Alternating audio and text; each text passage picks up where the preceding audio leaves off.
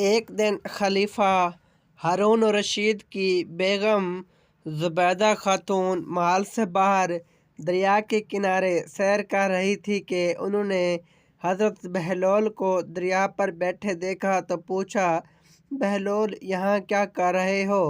بہلول نے جواب دیا، جنت بیچ رہا ہوں، خریدو گی؟ کہا کتنے کی؟ بہلول نے کہا 500 دینار کی۔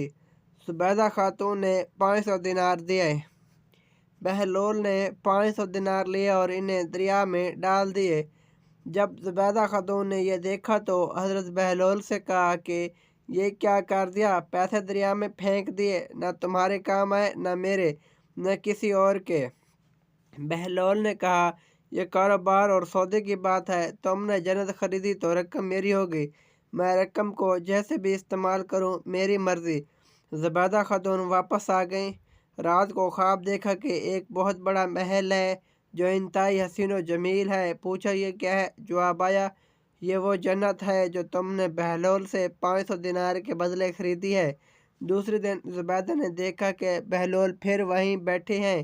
وہ ان کے پاس گئی اور پوچھا کہ بہلول کیا کر رہے ہو؟ کہا جنت بیچ رہا ہوں، خریدو گی؟ کہا کتنے کی بیچتے ہو؟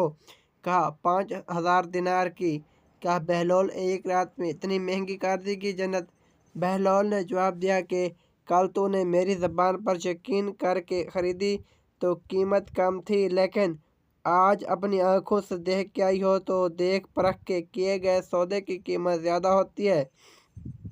زبیدہ خاتون نے 5000 دینار دیے تو بہلول نے پھر وہی کام کیا کہ انہیں دریا میں ڈال دیے۔ زبیدہ خاتون سے نہ رہا گیا تو پھر کہا کہ بہلول آج بھی رقم دریا میں کیوں ڈال دی؟ بہلول نے کہا، اللہ کی بندی، اس نہر کے کنارے ایک بستی ہے جہاں بھوک اور افلاس نے ڈیرے ڈال رکھے ہیں۔